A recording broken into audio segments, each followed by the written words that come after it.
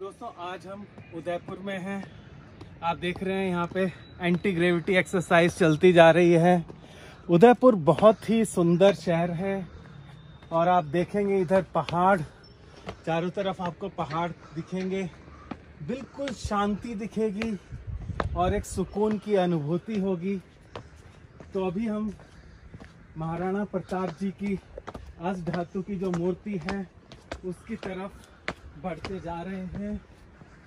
और ये कहते हैं ये 56 फुट की मूर्ति है और सुना था कि शायद इनका निधन भी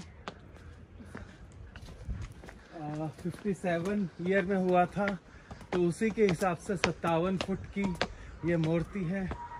बहुत ही सुंदर मूर्ति है और हमारी एंटी ग्रेविटी एक्सरसाइज भी पूरी हो गई।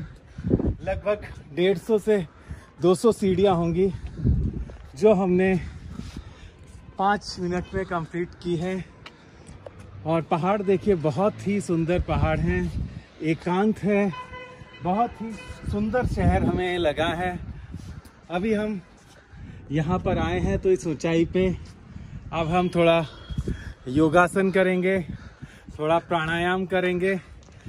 तो वैसे तो एंटी ग्रेविटी हो गई है एक्सरसाइज, लेकिन अब हमें प्राणायाम करना है। अब हम ध्यान की मुद्रा में बैठेंगे और शांति की अनुभूति लेंगे। इंसान को बीपी वगैरह हो जाता है, टेंशन होती है, तो टेंशन हम दोस्तों खुद ही पालते हैं। 2 तरह की टेंशन होती है, एक शॉर्ट टर्म वाली और एक लॉन्ग टर्म वाली।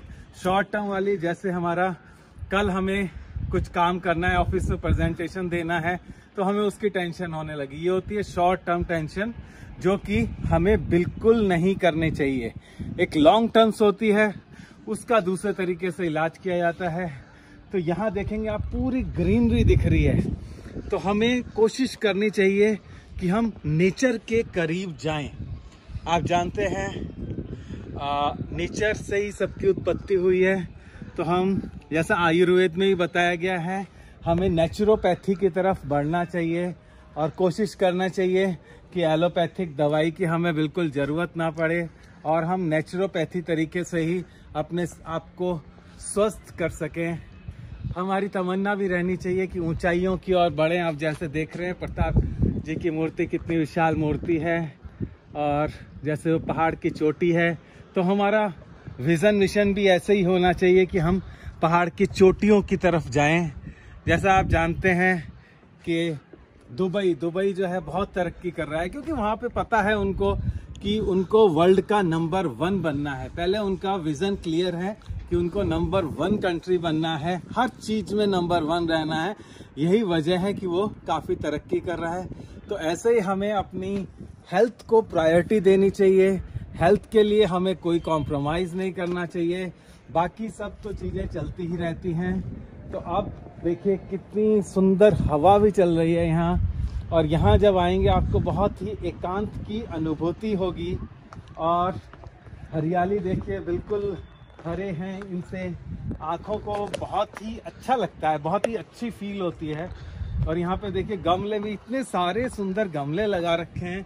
ये अद्भुत नज़ारा मैंने आज तक बहुत जगह घूमी है, परंतु ऐसा नज़ारा मुझे लाइफ में पहली बार दिखा है। और मेरी अरमान रहेगा कि मैं फिर उदयपुर दोबारा आऊं और यहाँ थोड़ा ध्यान और आत्मा को परमात्मा से मिलन की ओर लेते जाऊं। तो दोस्तों मैं चाहूँगा आप भी यहाँ आएँ और पर्टिकुलर इस जगह पर जरूर आएँ, इस जगह पर टाइम निकाल के आएँ। तकरीबन आधा दिन आप मान के चलिए कि आपको यहाँ के लिए देना है।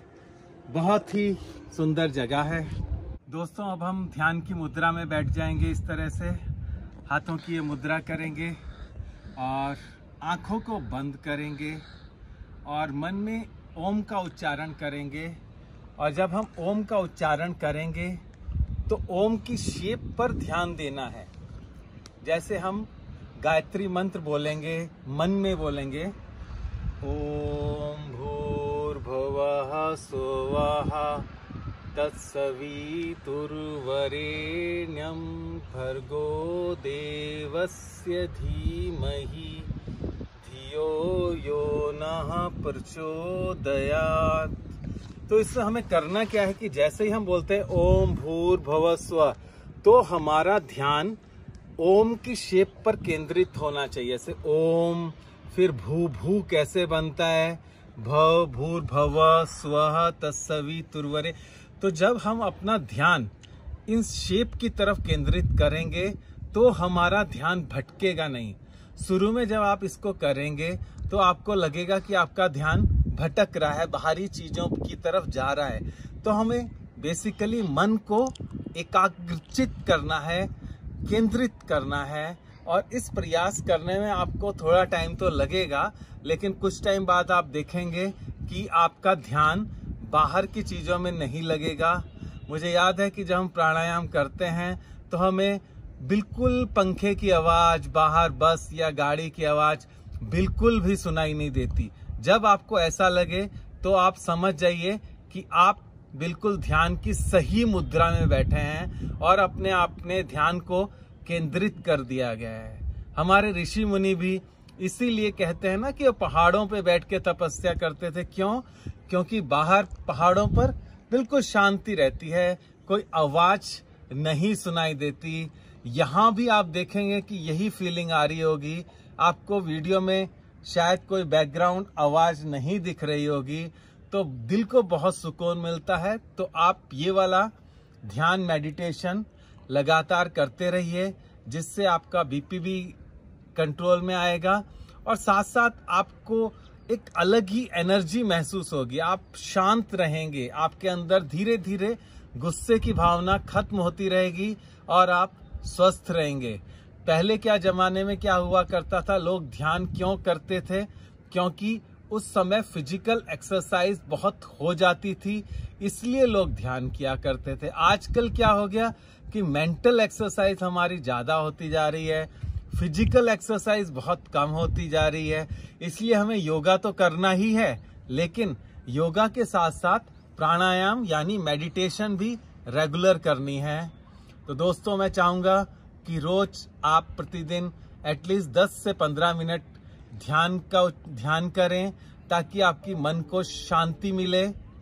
दोस्तों, अगर जो मेरा चैनल पहली बार देख रहे हो तो आप सब्सक्राइब कर सकते हैं, ताकि आपको वीडियो रेगुलर इंटरवल पर मिलते रहें।